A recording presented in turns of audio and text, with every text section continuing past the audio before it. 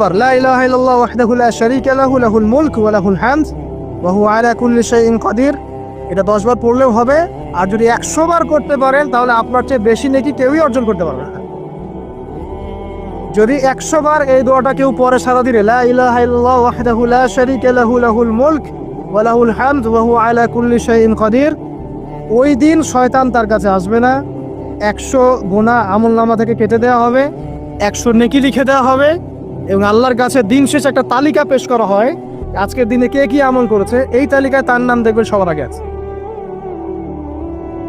ওই ব্যক্তির নামও থাকতে পারে যে 100 বারের চেয়ে বেশি পড়েছে, তখন তার নাম আগে চলে যাবে, এর নামটা পরে চলে আসবে। কথা বুঝতে পারছেন?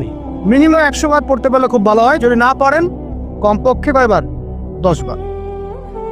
আসেন এরপরে পড়বেন 10 বার দরুদ শরীফ, আল্লাহুম্মা সাল্লি আলা মুহাম্মাদ ওয়া আলা আলি মুহাম্মাদ, যেটা আছে দরুদ ইব্রাহিম, এটা পড়তে পারেন।